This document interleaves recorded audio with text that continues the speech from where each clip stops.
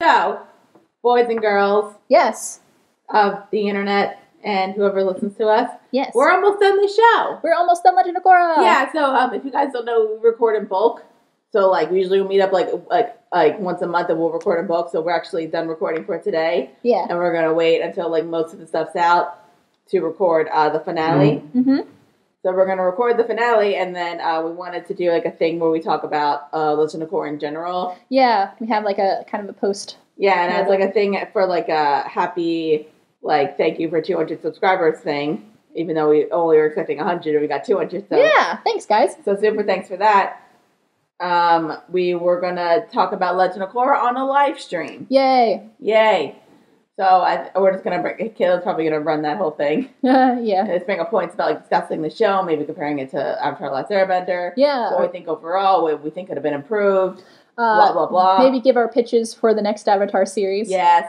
Yeah, I have to get my notes together on that one. I have a lot of notes. I told you my theory several times. I know, but you have to better develop it. And then we're gonna I have to. You don't have to. So basically, discuss it. I'm gonna have an entire pitch. I'm gonna have a whole pilot and first season pitch. I mean, probably around the time this episode comes out, we'll set a time and that kind of thing to let you guys super know. But yeah, probably in January. Yeah, definitely January, and we'll do the live stream and on the final episode of Legend of Korra, and also the live stream, we will be announcing the next show that we're doing, which means I get the power. Oh, she gets the power back. But it's been fun, folks. It's been fun to have I've really dropped enough hints, and I don't really feel like it right now, so...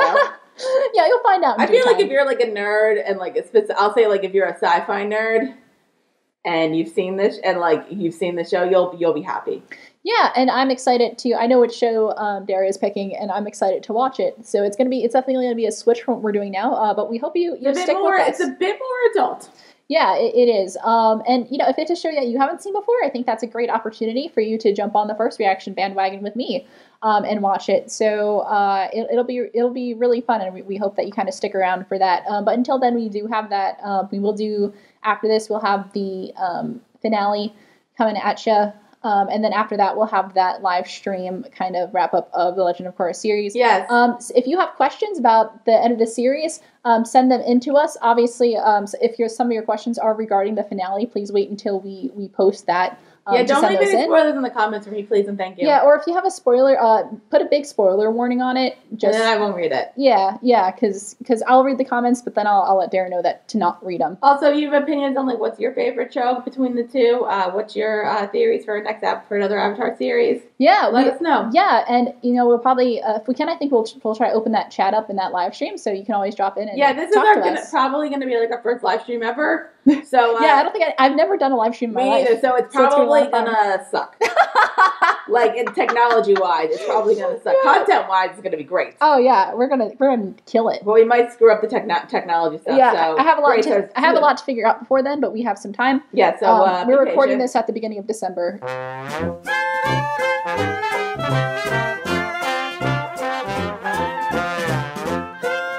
All right, welcome back to another episode of First Reaction, Fan Reaction. I am your host, Kayla Included, and with me is my co-host. What are you doing? I don't know, I'm trying to be weird. I'm trying to bear with me. That's a total, that was a really much of a visual gag that you just did, but that doesn't help because we're an audio-based media. Well, maybe if we go to video soon, who knows? Who knows? If you want to see our dumb visual gags, please let us know. Anyway, we are still on The Legend of Korra, and we're almost done this series. And we are. Very sad inside. It's this bittersweet feeling. It's bittersweet on my end, because, we're ending a series, but then I get the power back. Get the power back, and I have to give up the power. So really, it's bittersweet for me, and just bitter for you. Just bitter. All right, well, today we are talking about Book 4, Episode 10, Operation Beifong, and Episode 11, Kuvira's Gambit. All right, so let's get started with Operation Beifong. And this episode is pretty self-explanatory. We're getting people out that are named Beifong. Yeah.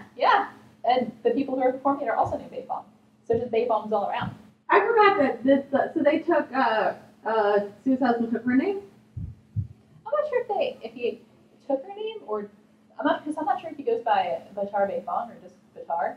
So I don't. Well, he goes by Batar Senior. Yeah, that's all that matters. But he seems like the kind of guy who would take your last name. Also, who wouldn't want the last name Beifong? Yeah, we're talking about a bunch of stuff, although more in the next episode about, I just realized I'm going off track. Anyway, continue. Yeah, let's... You can cut that part out. It's fine.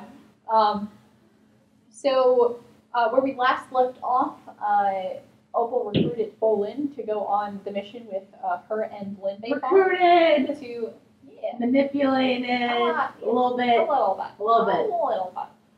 But it's for a good cause. To go off and to save the Sue Batar and their whole family. Mm-hmm. And so they land their sky bison when we first get off, and we see the cute little sky bison. His name is Juicy, and he's very juicy. They also need some cold medicine, guys. They don't make Sudafed for sky bison. Or give him a tissue. Give him a tissue. Blow his nose. Little UVC. And so Bolin is kind of going off about beating Kuvira and winning back Opal's affection. And Lin is like, all right, buddy, you can stop talking now. Yeah. That's a theme for this episode, that Bolin likes to talk a lot.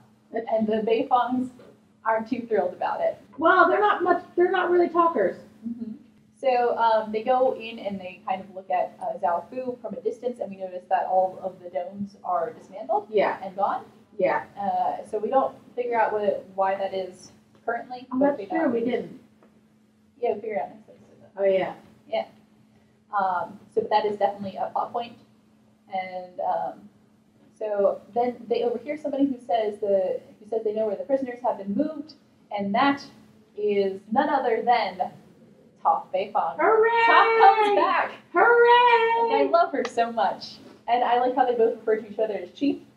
That seems like a great mother-daughter relationship. It's really cute how they do it, but it's like but it seemed cute. Them. It just seemed kind of like hostile the way they said it. Not hostile, just like not a very like friendly familial bond, but like yeah, nice but like I guess that if it sounded more friendly, but like it didn't. So I was like it's very in character for them though. That's true. It's very in character for them.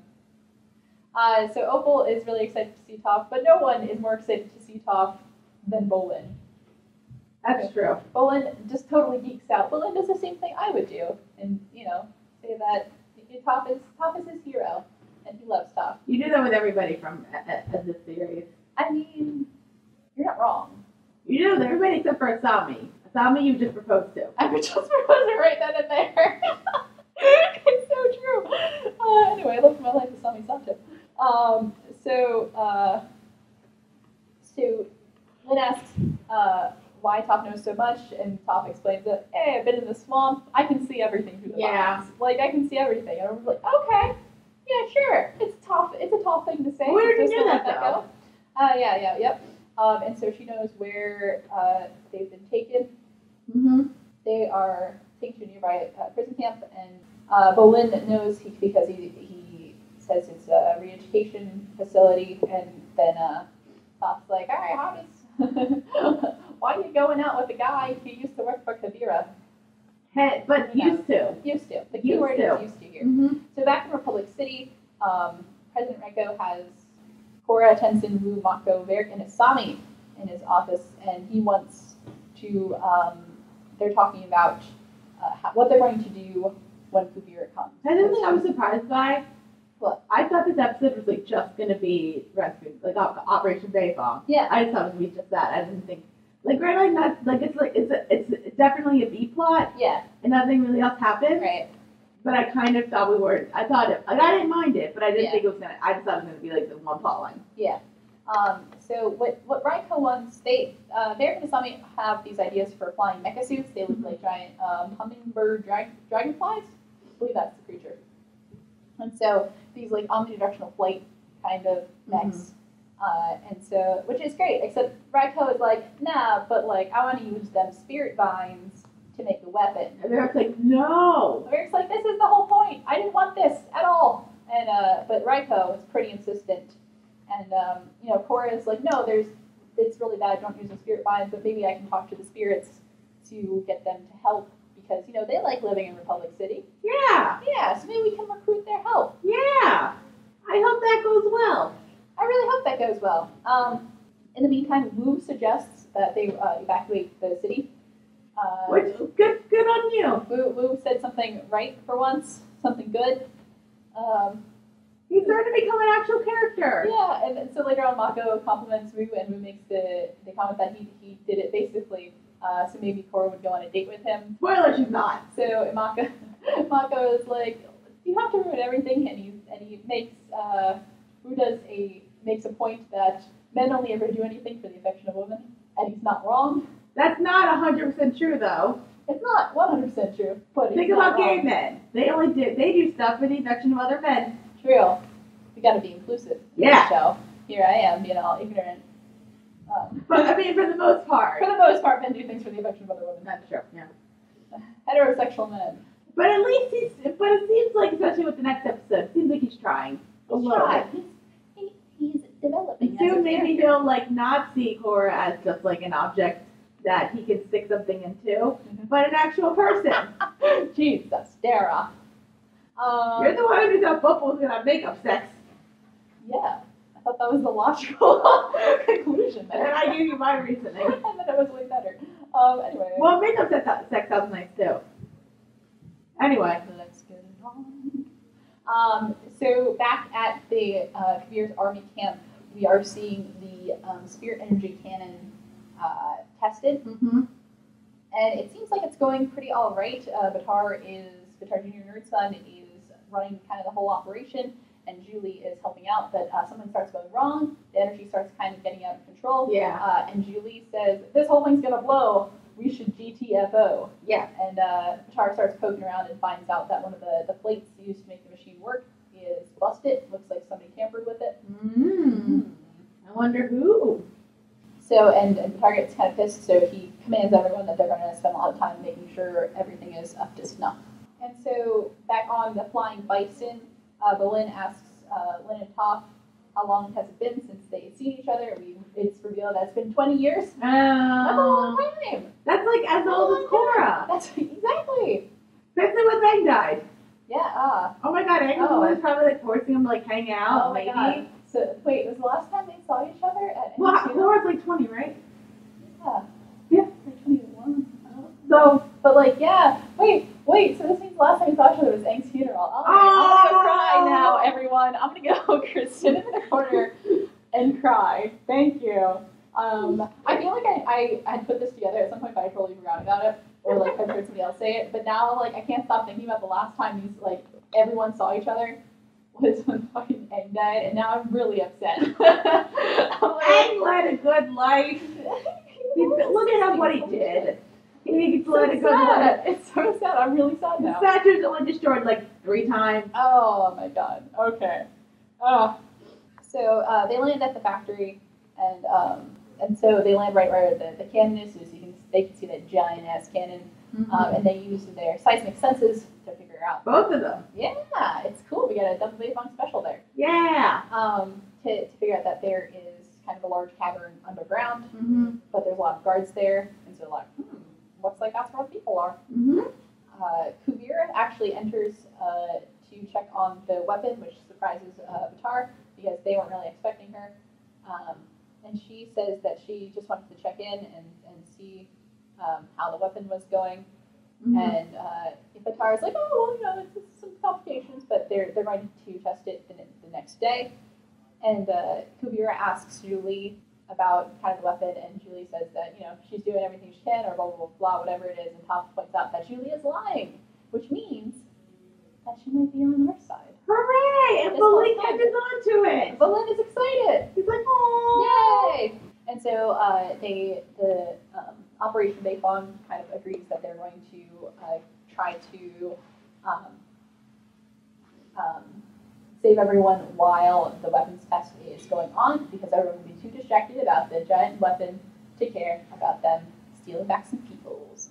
Yeah. So back in Republic City, Korra is trying to get in contact with the spirits, but they're not having it. They're just leaving. So, yeah. Not really working for her. Yeah. This is a fun scene. So this is that night. They're at camp. And so we have Bolin, Opal, and Lin are all kind of sitting around and eating some noodles. Yeah, they're eating some noodles. And Bolin's kind of asking Toph all about her life. And Bolin can't talking about how he can't metal bend, and Toph talks about her metal bending academy, which might be a shout out to the comics because there's one of the comics has Toph making a metal bending academy. Yeah, but I thought it was the thing like some people just can't metal bend. Yeah. She's like, oh, like anybody can metal bend, but like it was earlier said that only a certain percentage of earthbenders can metal bend. So. Well, wasn't the thing like a lot of them like didn't know until Toph did it? Yeah, but even after that, I think that there's like a statistic going around that only X amount of earthbenders have the capability. So. Yeah, but then Roland says he can lava bend. Yeah, and Toph said that's a really rare skill, which is pretty cool. And he geeks out about that. Like, sweet. He's like, Toph, shit, I'm talented. But Lynn, you can tell Lynn's getting kind of annoyed by this whole thing. Yeah. And you can tell that she's got some beef with her madre. A little bit. She got a little beef with her madre. A little bit. So this next part is great. This is where Bolin just is, he's not afraid to talk, and he decides to ask Toph who Lynn's father is. Yeah. and Toph answers. She says, Lynn's father is a man named Kanto. He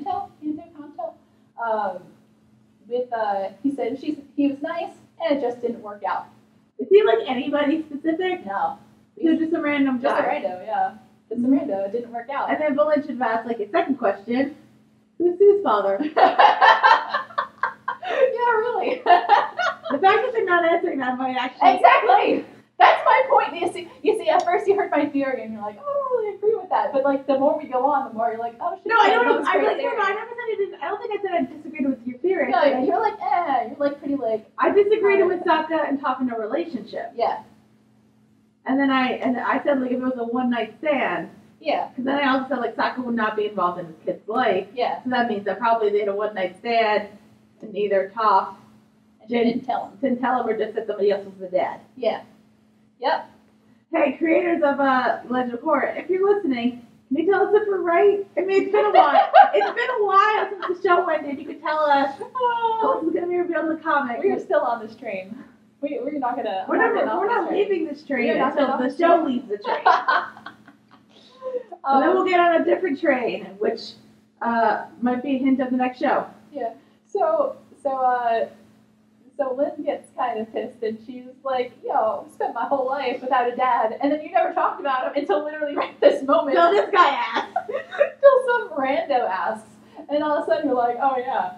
So poor Lynn Beifong did not know who her father was until she was like 50 goddamn years old. God, what a poor Lynn. And he's probably dead. He might be. He might have other family. She might have other siblings. Oh man. Sounds like Toph wasn't a great mom, as we learned. Toph wasn't a great mom. No, she wasn't. We learned that Toph wasn't a great mom. Aang wasn't the best father. Aang was like probably like an entirely okay dad. Katara was perfect. Yeah. We don't even know what kind of father Zuko was. I bet he was a good father though. Yeah, probably. Zuko, yeah. His daughter seems pretty well adjusted. It's not gonna have kids. Fuck if we know. Well, maybe. Maybe he had the one.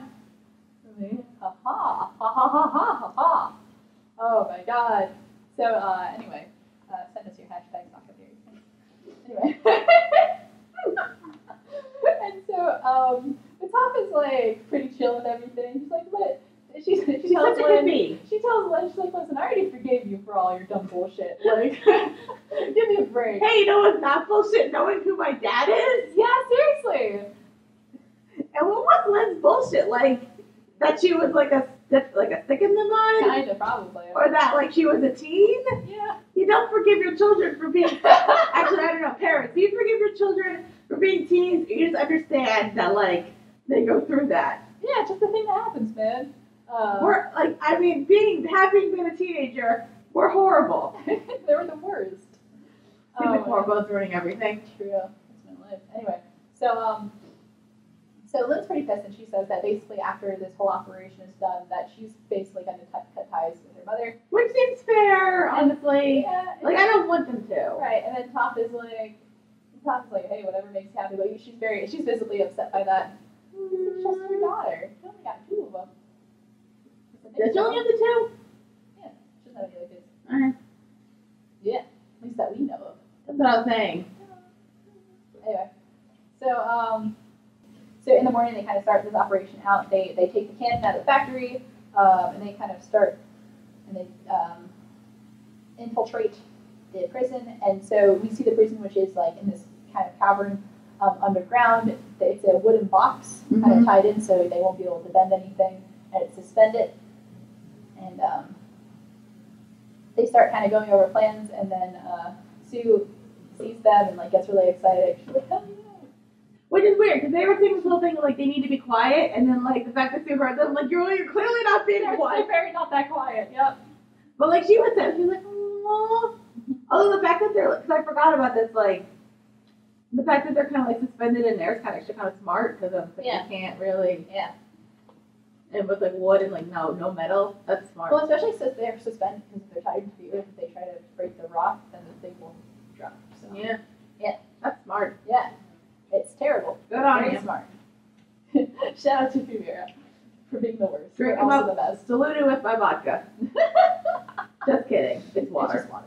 Yeah. We don't. We didn't. I have to drive. I'm not drinking alcohol. Yeah, really. Yeah, please don't. Maybe when I go home. Hey, do what you want, man. I'm gonna be home then, so it doesn't matter. Yeah. Hey, you live your life the way you want to. Anyway. Long as you're safe. Exactly. Don't drink and drive. Message from right here. Well, look, you can have one drink and drive. But preferably just don't drink at all. But no, but you drink. I don't like drink and drive. No, I know, but you drink. Yeah, occasionally. I'd say I bought you that beer one time. Yeah, it was a nice beer. Yeah. Anyway, so where are we going with this? So they start the escape, and what happens is Lynn kind of bungees up into the box and then starts dragging people out, and they basically swing them over. So that's fun. And then Bolin catches them. Tom can't do much, so she can't really see people when they're in the air. Yeah. She's blind. Anyway, so back on the surface, Kuvira is congratulating the crew and doing all that leadery stuff, and they start the weapon up so they can test it, but it starts beeping, and some things start going bad. So like, what's going on? So Vitar opens it up, starts looking around, and he notices that there is a pin that's missing, and he doesn't know how there's no way it could have just fallen out, he says. So what's up with that? So, but we find out that Kuvira has an inkling, and she uses metal bending to find the pin, and it's on Julie. Yay! Well, not yay. Not yay, but also yay. You know what? Because I was like looking at the thing, and I'm just like, that thing's kind of pointy. I thought like, and then stab. Ooh, I thought damn, that would have been rough. That would have been really cool though. That would, yeah, but that would have been really rough. You probably would have cried a lot. You couldn't really hide that though. It's not like head casing explodey head. Yeah, exactly. Well, no, like that's when you do the things where like you show like the face go ooh, and then you cut away. Yeah. Anyway, But we don't want Julie to die. Please, let's not stab Julie. Now I'm thinking about like how that could have happened. That would have been like really fucking good. like if it was any other show. Anyway, so Kuvira is like, hey, I gave you a chance. Like, what the hell? And Julie doesn't back down. Yeah. She's just like, you're a monster, and I hate you. Bye. But Bye-bye. But Kuvira, they basically take a captive and order her to.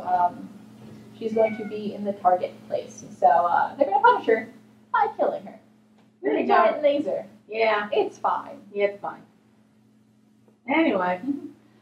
So back at the prison, everyone is free except for Vitar, because he's afraid to hike a little bit. He's afraid to fly, and so he ends up like screaming as they try to free him, which I was like, honey. which which alerts the guards, and they have to make their great escape. And my cat is meowing. Hello, kitty. Wow, the cat threw me off. Cats.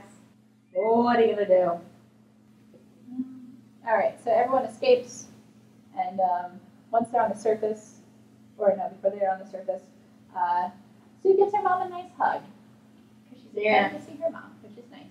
Yeah. And they radio the above saying that they all figured it out, so then they go back, and They get ready to leave, but Opal informs them that Julie has been taken away and that they're going to kill her, basically. Mm-hmm. And Bolin's like, yo, no, we've been through too much together, and we know that they're lying.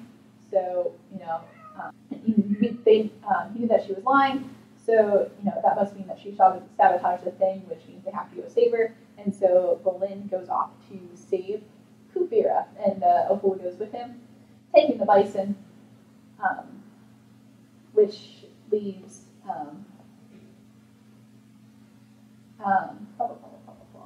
and Sue and Lynn go off to Sue and Lynn and the twins go off because they want to stop Su Yin.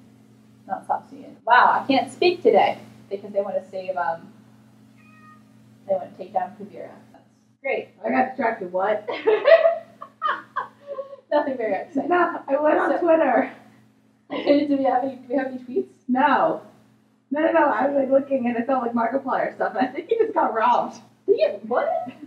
Share this. That's like, so 4 hours ago, so I was like, well, just had our cars broken in, too many things stolen. Aw. And it's just like, so, apparently his dog's fine. Oh, that's all that matters. Yeah. So that happened. I was like, wait, what? Totally got distracted by that. I like Markiplier. I didn't say anything interesting anyway. So, if anybody doesn't know that by this point, which you probably do, because this has been coming out for a while. Yeah. Basically, what was I saying? So yeah, basically, everyone got saved, and everyone off to do their own thing, which I believe Linsu and the twins went off to try to take down Kuvira. Bowen and Opal went to save Julie, which leaves Toph with Vitar and Juan. And I like the line where Vitar goes, it's good to see you, Mother. And she goes, don't call me that. And Skrillex Son's just there. He's there. He doesn't do much, but I like him. Yeah, he doesn't really do anything. I feel like him and Nerds I probably got along pretty well. Ooh, but then does that mean he would have been like super sad when he left? Aw. No, I just made myself sad. You keep making me sad this episode. Again. Oh man. So Vitar uses a spyglass to look, see what the town looks like that they're about to shoot. Mm-hmm. But it turns out that he sees Opal there trying to save Julie, and he says, "Oh, we got to stop it." Which means he's got a little bit of a conscience. He's got a heart. He doesn't want his sister to die. He's got a heart. Well, it sounds like that. Like, despite what never happened with his mother, like he still loves his siblings. Yeah. It seems like he does. Like a certain villain in a certain trilogy. Mm-hmm. Although you said it wouldn't count. He's not like Darth Vader. No, he's not. He's he can metal bend though, right? No. Really? I'm pretty sure he's a non-bender. Really? I'm pretty sure he's a non-bender. I thought they were all benders. No. Because Opal wasn't technically killed. Mm-hmm. Oh. So he is Dark Helmet. Oh, that sucks. But even before, Kuvira doesn't want to stop the thing, but before they can even do that, the weapon gets dislodged by some earthbenders, mainly the Beifong siblings. And so then fight ensues. Anyway, but we see the laser fires off and basically destroys the mountain. And it's big. It's a big mountain. It's a big, big laser. Oh. Bad. You don't want to get hit with that. Oh. And so basically they all fight, and they grab Julie and escape. And but in the end, Lynn, Sue, and the twins are cornered. But they're saved. They're saved by Toph Beifong. Hooray! Who is my hero. So just remember, you might be the best, but you ain't no Toph. So true. You may think you're the best, but you ain't no Toph. Put that on a shirt. Yeah. So they all manage to escape on the bison. And then before they leave, Lynn says to Kuvira, "You give metal benders a bad name." Yeah. Yeah. Tell them. You know that like glasses, the CSI thing, like when they put the glasses on, I'm like, yeah. So back on the outskirts of Zaofu, Lynn and Sue thank their mom for coming to rescue them. Lynn apologizes for what she said to her mom on the previous night. And Tom's like, yeah, I wasn't that great of a mother. And we're like, yeah. You weren't. But she says her daughters turned out great nonetheless. Aww. She said she got a 2 great pair of girls, which is so good. So good. She loves her daughters. She gives them a lot of shit, but she loves them. Yeah. Um, She's not really great at showing love. yeah. Except, like, they have a nice young moment, and then Bowen totally ruins it. Yeah. But on the plus side, Bopal's back together. Bopal's back together. I don't know if they had. Nice. I don't know if they really hashed out everything. You're working on it. Well, the truth of the matter is, like, Opal was very upset. Bolin screwed up. He acknowledged his screw up. She was still upset, but I think she was really upset about, taken care of. So now we can focus on each other. Yay. And then they can get married and have beautiful Bopal babies. Bopal baby. Oh my God, can they name one of their kids Bopal? So, before they leave, they ask Toph if she's going to come back to Republic City with them, and Toph's like, oh, hell no. Mm-hmm. I'm too old for this shit. And then they leave. Did we talk about the part where Korra goes into the spirit world? Did I skip over that whole You thing? might have, because it doesn't I really... didn't care. It doesn't really matter. She goes into the spirit world, she asks spirits for help, they say no at the end. Yeah, it's true, man. I'm skipping over, like, I'm skipping, like, all the people. Yeah, you're skipping over the parts that don't really matter. Like, that's good. Korra, spirits, can you help us? No, bye.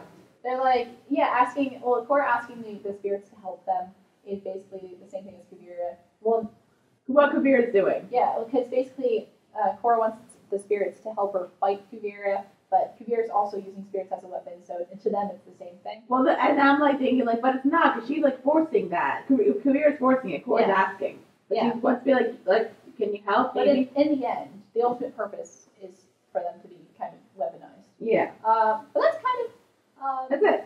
Yeah, and Julie also kind of informs everyone that Kuvira is planning to attack Republic City in 2 weeks.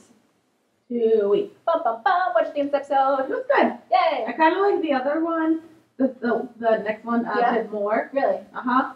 Just because, like, it was interesting. This one was like, it was fun. It was fun. Mm-hmm. And I guess I kind of like figured like everything was gonna be okay. Yeah. Like for the most part, like there's a point when it comes to like these shows, especially like especially like when you know they're done, like you kind of know everybody's gonna be okay. Yeah. Especially with kids shows, like Right. you know everything's gonna be okay. Yeah. It's specifically your main characters. Right. But yeah. I like this episode because I just love the whole Beifong family, and this was a Beifong episode. Mm-hmm. We got Lin, we got Sue, we got Toph, we got Opal, we got those kids, we got Qatar. We got both Qatars for better or worse. Julie went back. That's nice. Julie came back. We knew that Julie's on our side. I mean, we had an inkling this whole time, but it was still good to see that Julie was on our side. Yeah. So yeah, that's really good. You got some fun fight scenes because the metal bending is always great. Metal bending fight scenes are really cool. I think they're very creative. I think I wanted some lava. Yeah, we wish there was a little more lava, but that's all right. It was a metal bending episode. This was a metal bender. I will say this about the lava bending that I kind of like. I like the fact that it wasn't just like a one-off. Yes. Like I think that they're good at that because like even like with Toph and like when she learned how to metal bend, it wasn't a one-off. Right. It was like she would constantly use it. Like new skills keep coming back. Mm-hmm. Yeah, which is really good.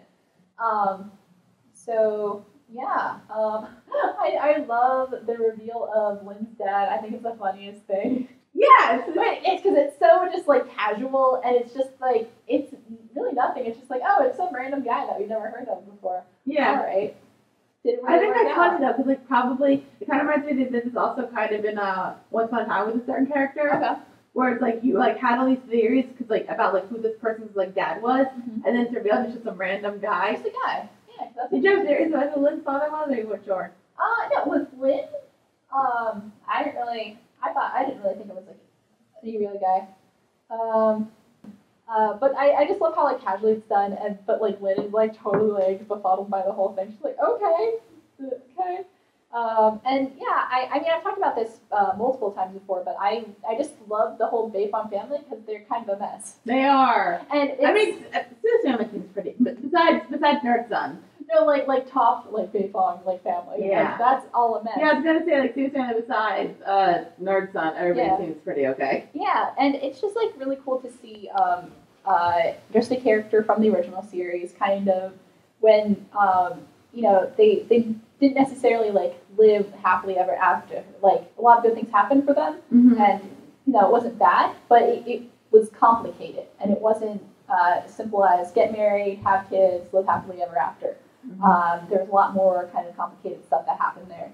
And I love how we kind of get to explore that, especially in a quote-unquote kids show, more of a family show, because you don't really get to, I think, explore those kind of complexities of what makes a lot of, normal families these days. Yeah. So I just love that kind of stuff, and I think it makes Cox's character so much interesting, which is one of the reasons why she's one of my favorite characters.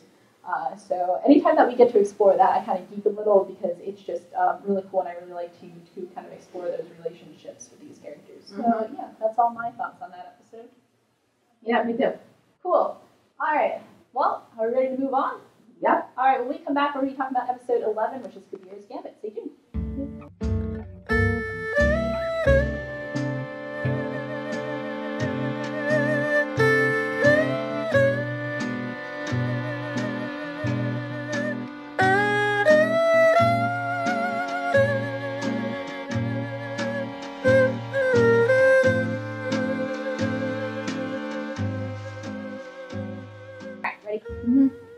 All right, and we're back, and we're going to talk about episode 11, Kuvira's Gambit. Hooray! And a gambit it is. Yep.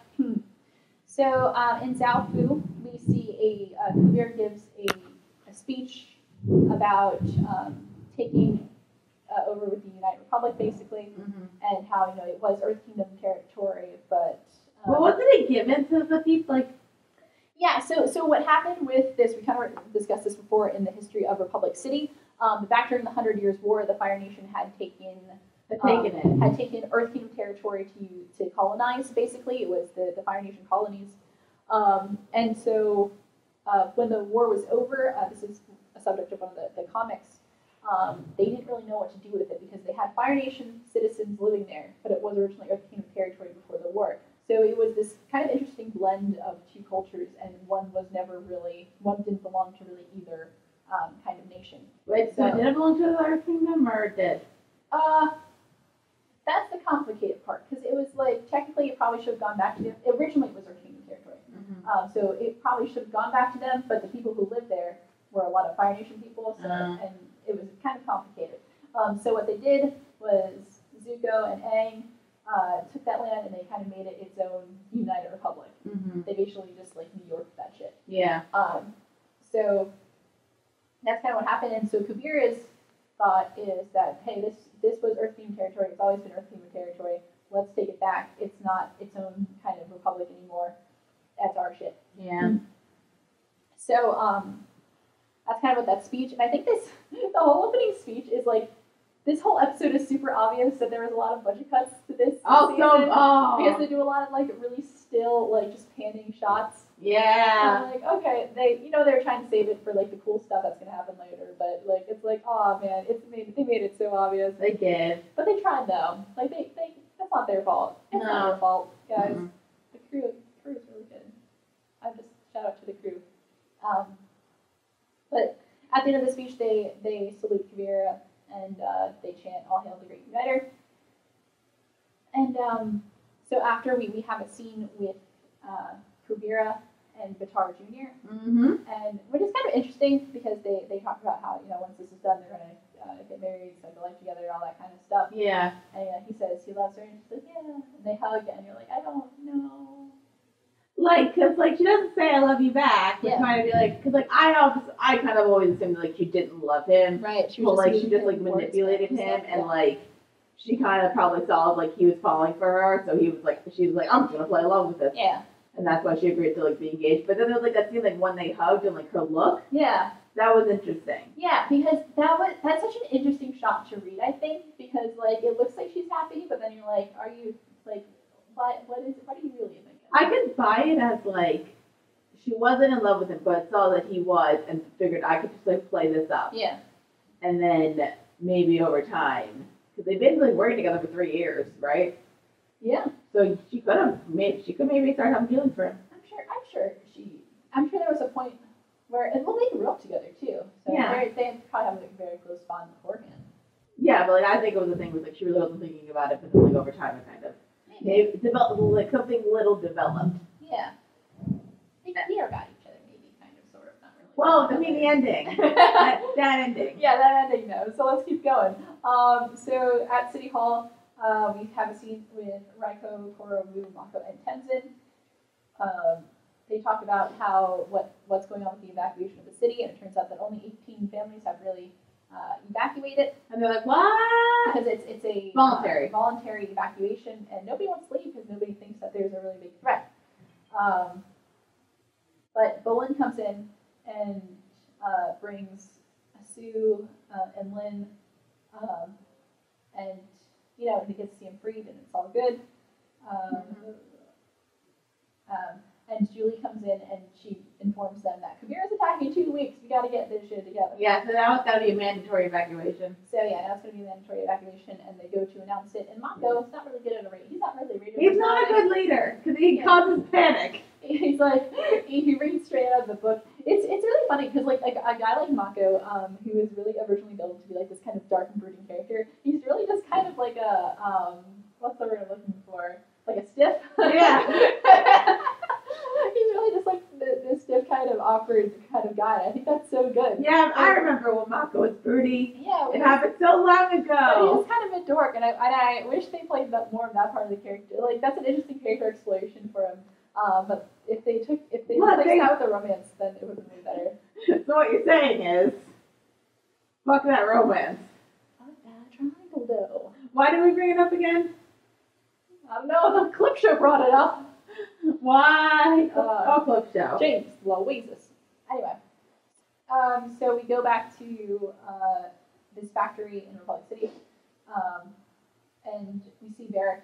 He's watching over kind of the construction of these mecha suits. Yep. And Bolin comes in, and Bolin's like, hey, yeah, we saved the Beifong family, and also did this other thing. And Julie comes in, and she's looking very pretty. And she explains. Yep, and Julie apologizes and explains the whole thing, that she only did what she did. She didn't mean anything what she said before. She only got close to Kuvira so she could save Varric and all this other stuff. Mm-hmm. And there's this really sweet moment where it looks like they're gonna have a nice moment, but of course Varric ruins it, and he's like, I could have you back. But then Julie stands up for herself. Yeah, so Varric says something that treats her basically like an assistant, and Julie stands up to that shit, because Julie doesn't take shit from no one, and says, oh no, we are equals. I'm not your assistant anymore. And we're like, hell yes, girl. Mm-hmm. Yes. But then Varric's kind of like, eh. God, I love their dynamic so much. They're fun. They're just really fun. I think at one point, probably like in season 2, somebody there's people commenting like, are they a couple? Or I think people started shipping them. So then the creators we're just gonna play that up. Yeah. Oh yeah. Well, because everyone knows that they were doing it. They're still doing it. They were just. I don't want them to be a real couple though. No. No. Why? This is more fun. Oh yeah. We talked about that. I don't feel like they fit as a couple. Mm-hmm. They're just kind of fun. It's 2 people who just do it. Oh my goodness. Oh yeah, and so the next scene is the one we're talking about where Mako is terrible at telling people to evacuate. So Wu steps in. He's quite good at it. And he's quite good at it. Like he actually has some leadership in him. Good for you, Wu. Yay. Good for you. So on Air Temple Island, we see that Tenzin's family is not evacuating because they decide they want to stay and help, which is nice. Yep. And then we get a montage full of that awkward, really not stilted. It's with anti-animation because it's just like kind of those panning still shots of people, of Wu and Pema and other folk, kind of directing people to the evacuation. It's a nice little montage right there. And so Raiko has moved his office to Air Temple Island because it's safer there. So Team Avatar comes in, and this is like the first time we've seen Team Avatar back together, I think. Yeah! Like, this entire goddamn book. Yeah! Like literally, this is episode 10? And I don't think everyone's been together 11. Since then. 11! Shit, this is episode 11, and like the whole team hasn't been together. Damn, this makes me sad. But they're all together now, and the 4 of them want to go try to see if they can stop the super weapon. Mm-hmm. Because they think that it's going to be probably being transported by train because that's kind of Kuvira's main form of locomotion. And if they can cut the rail lines, they should be able to stop it from getting to Republic City. So we see, kind of in this next scene, we see it's like a guard post, an outpost, and we see a couple soldiers.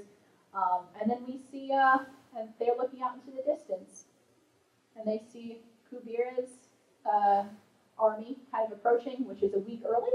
So they're coming in a week earlier than we originally thought.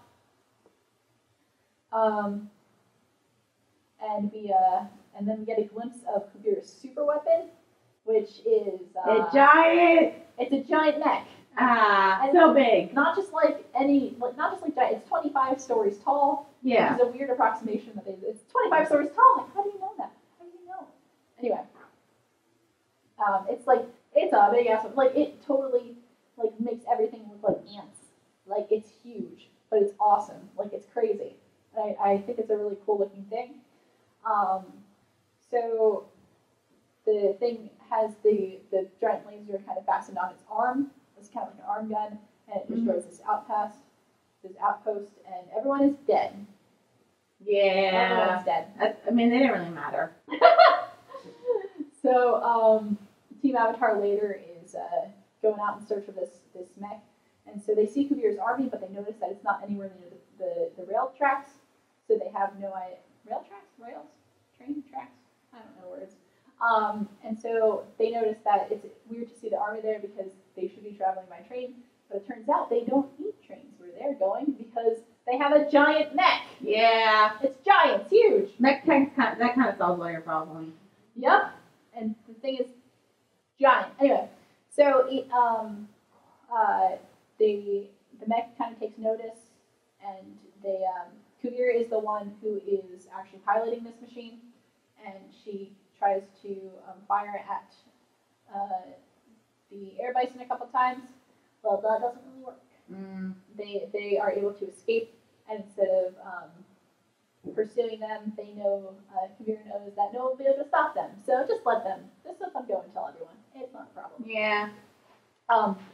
So when Korra gets back to the city, she tells everyone about this giant spirit cannon on a giant mech suit, and how they're going to be there basically in a few hours. They kind of start rallying the troops. They're going to get Iroh to help them out there, and so that's exciting. So we get to see Iroh again. Yay! I was so worried because of the budget cuts. I was like, and then did they get Dante Bosco? Can we afford to get Dante Bosco back? Dante Bosco seems like the type of guy who would just if he loves something, he'll just do it. Yeah, no, he's just fucking. I feel like you probably need to pay him, but I feel like he'd be like, if you need to not pay me as much, it's fine. Yeah, he's a cool dude, but also that's what he does for a living. I mean, he's been in Nostalgia Critic episodes. That's true. He's just a good dude. Yeah. Dante Bosco is the coolest dude. I have a picture with him. In fact. You're so proud of that, aren't you? I'm so proud of that. Yeah, it's cool. He's so nice. He's just like a really nice guy. He's just really cool. Anyway, so so the Republic City Army basically, or the United Forces, are ready to fight back when Kuvira comes, but this super weapon thing is just straight up destroys 3 battleships like it's nothing, tears them like tissue paper. Mm-hmm. So Kuvira orders Raiko to stand down and surrender, and Raiko basically agrees and says, "All right, we surrender," because it's a massive show of force. Yeah, it's crazy. And Kuvira also orders them to turn the Avatar over. So Korra gets the heck out of there.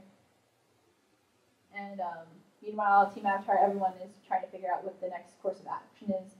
Which the first job is to take down this mech. Yeah. Oh man, we got to get this mech down. You do. So they decide that the only person who would know how to do it best is Vitar Jr., Nerd Son. Yep. So they have to kidnap Nerd Son.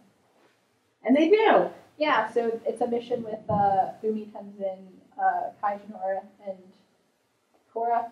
And they go out to kidnap Avatar. And they do it. They do. That's it. That's a cool sneaky scene. Yep. It goes well. Yeah.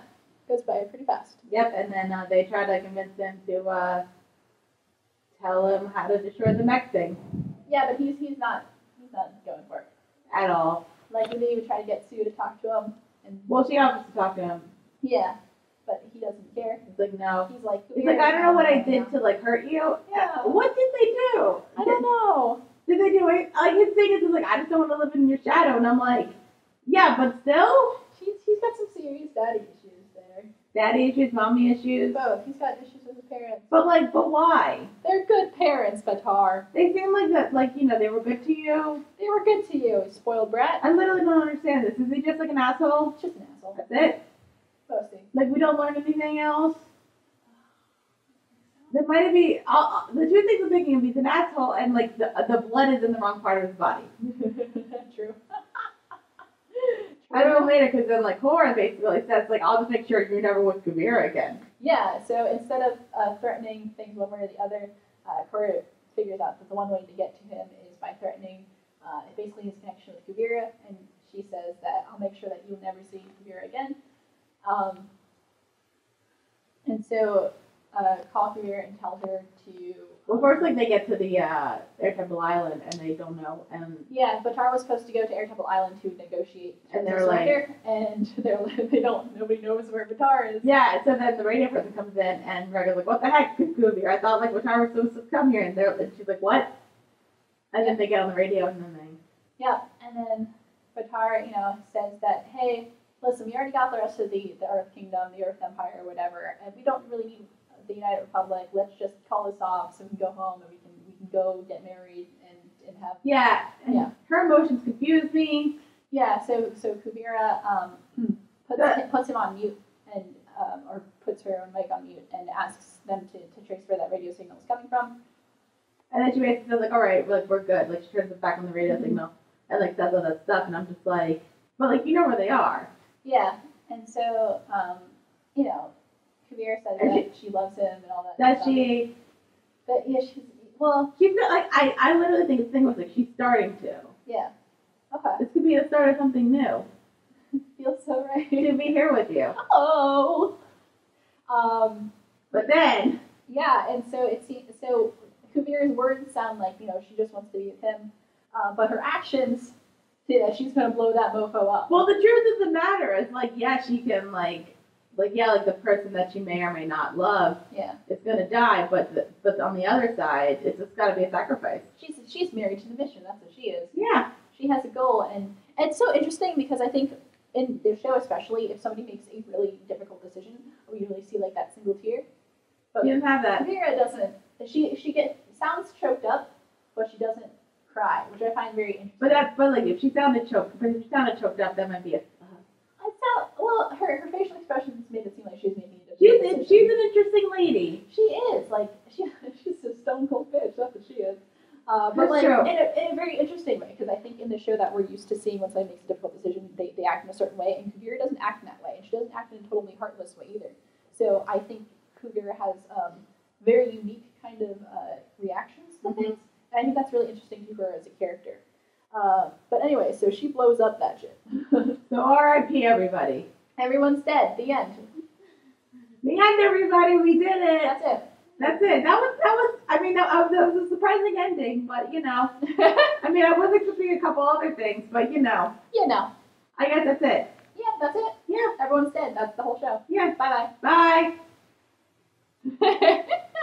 So what do you think of this episode? Well, question. Is, like, anybody dead? No. All right. No, I'll reveal that one. I know. I'm spoiling things. Like, my only theory was that maybe Nerd Son died. Okay, no. But, like, that was a pretty big explosion to, like, not kill anybody. Yeah. Unless it's, like, like, the air thing that Korra could have done. Like, that's my only thing. But I'm just like, you can't kill, like, I mean, I get killing off your main character in the show, but, like, usually you built up, like I said, another main character. Right.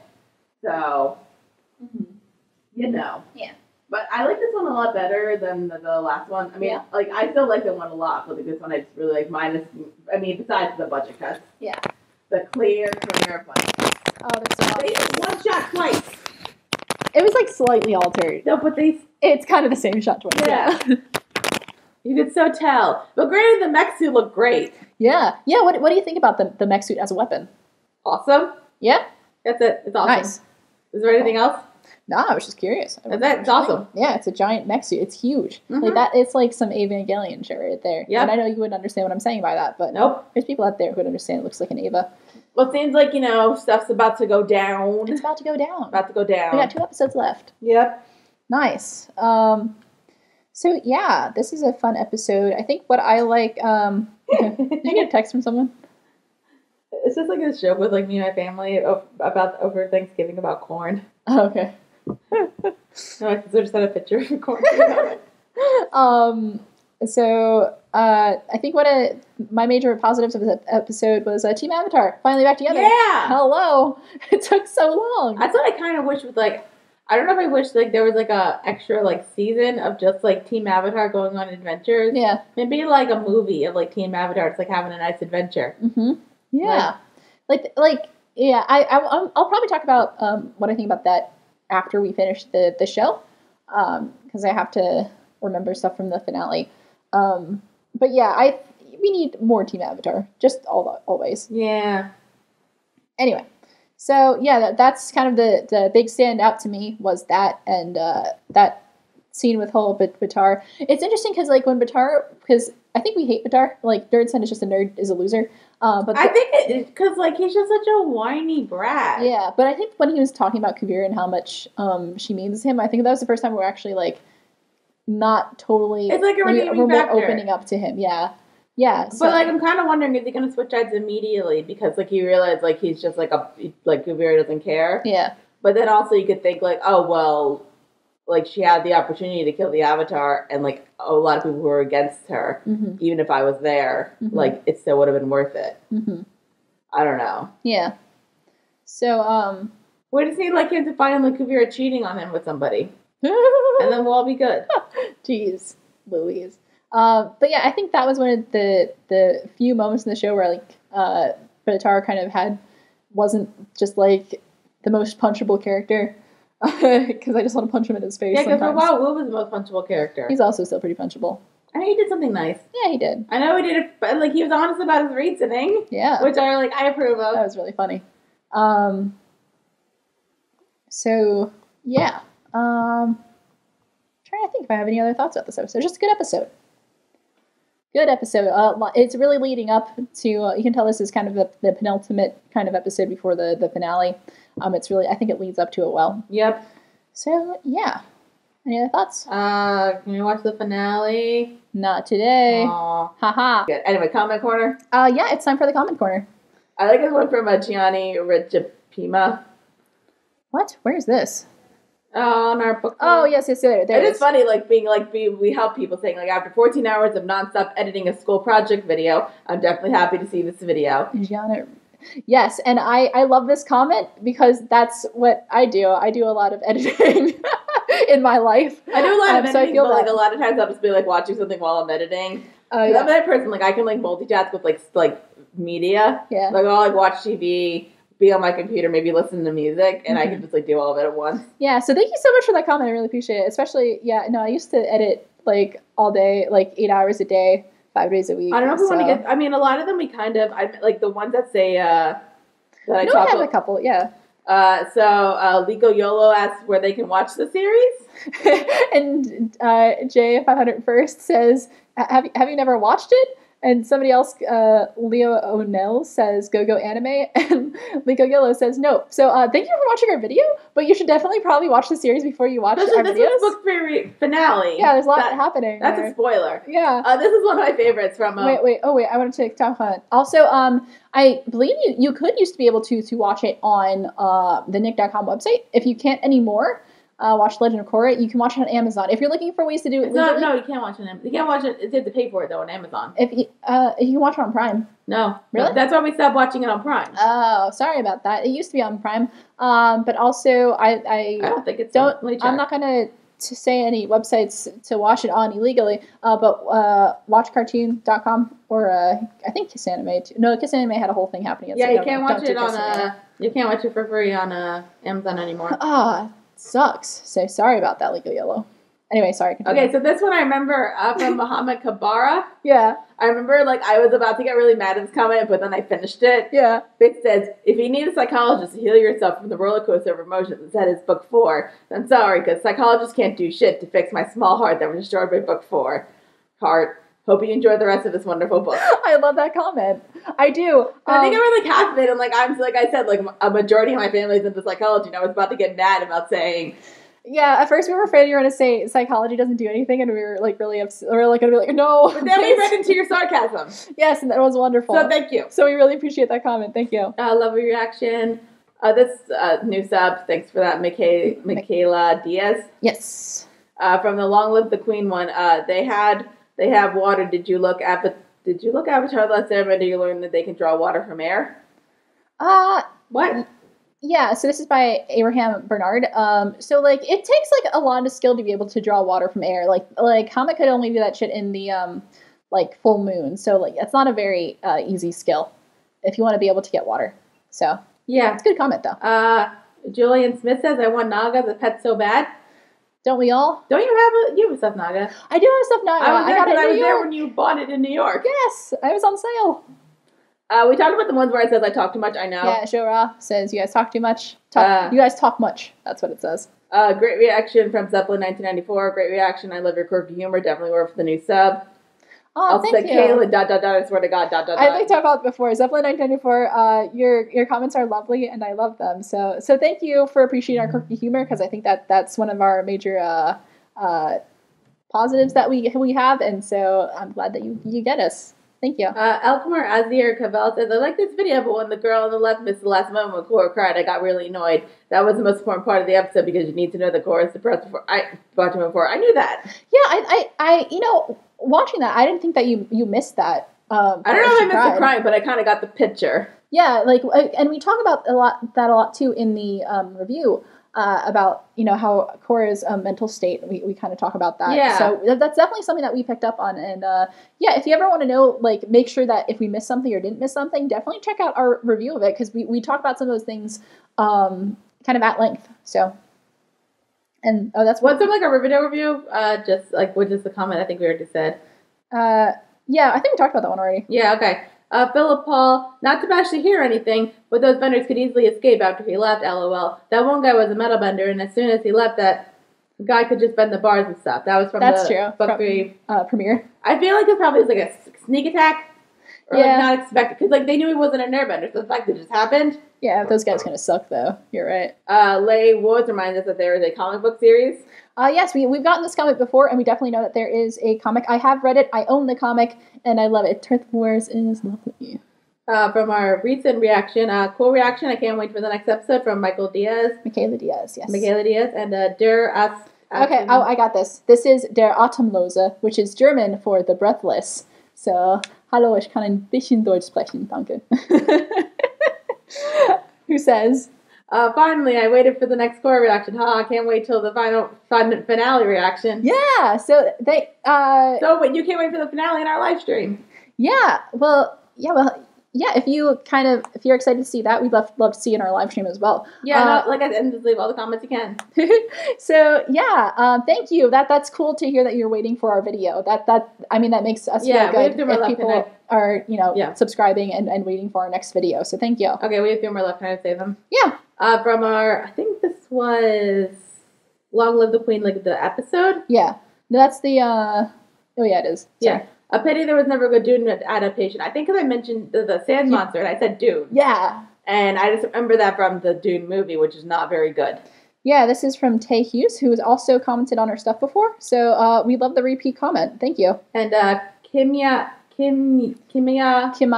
Panache. Thank you. Commented twice, basically on the book 3 reaction, saying, react to more stuff, guys, with the same attitude. And on our most recent episode, guys, you have a really good vibe. React to more stuff, please. A really good vibe? Are we trying to say vibe or video? Because that could go either way. Maybe video. Video reaction. So thank you. Thank you. Thank you for commenting twice. That's really awesome. Thank you for coming twice. And also, we've been recording reactions this entire time. This whole day, we just finished doing this. Yeah, and and considering the fact that one of them is going to be chopped up into 3 reactions, you're welcome. So that's a lot more videos for you guys, and we hope you enjoy them. Yeah, and build up the subscriber count. Yay! Yeah. Not to push our subscriber thing. But, so just a quick reminder, in case people are just coming, we are doing a live stream. Please, throughout this month of December, leave your comments about what you think of the finale, what you think of maybe not what you think of the finale. Yeah. If you have finale thoughts or thoughts related to the finale, please wait until we post that video. That would be great. Thank you. We have theories about like Legend of Korra and Avatar: Last Airbender, like comparing them with the show. Theories for another series. Yeah, questions about kind of our favorite stuff. I know that we have one of our lovely Twitter followers, Nace, always asks us questions about Avatar. So we love those. But do you have any questions about us? Yeah. Why not? My favorite color? We'll announce on both of those, the live stream and the finale. We'll announce the next show. Yep, and I'll probably put out a separate video when we have that date and time kind of squared off. We'll have a separate video, so subscribers will get a notification just for that in their inboxes. So if you want to know when that is, keep checking back or subscribe to us to get a notification on that. Yeah. All right. Cool. It looks like that's about all the time we have for today. You can follow us on a bunch of different social medias. We are on Facebook. We are Witty Close Productions. You can find us on Twitter at Witty Close. Give us a follow there. We are on Patreon. We are Witty Close on that. We are on iTunes. So if you're not listening to us on the go, it's a great thing to do. You can subscribe to us. We are Witty Close Productions on there. And if you could leave us a rating and a review, because we really want to hear what you have to do. iTunes doesn't let us see who is subscribed to us. So if you could let us know that you're listening, we would love to hear back from you. Mm-hmm. And if you are listening to us through whatever kinds of means, we do have a YouTube. That's kind of where most people find us on. We are Witty Close Productions on there. You can subscribe to us to find out when we have more videos. We try to post on Mondays and or Thursdays. So we try to. Sometimes we fail. But we've been pretty good at it for the past few months. Yeah. For whole Legend of Korra, we've been pretty good unless there's like a holiday thing. We try to, and if there isn't a video going up, we try to post it on our Twitter. So that's where you can kind of see if you don't see a video and you want to know what's up. But yeah, so subscribe to us on YouTube. Leave us a comment. We do try to read comments on the show. We just went through a whole bunch of comments today in our past few videos. So we've kind of murdered our queue there. So we are waiting for some more comments from you lovely, lovely folks. If you did not hear your comment today, we usually do these about a month out, so you might have to wait a few weeks if you want to hear your comment. And if we missed yours by chance, we apologize. We do a really bad job of keeping track of these. Yeah, we do.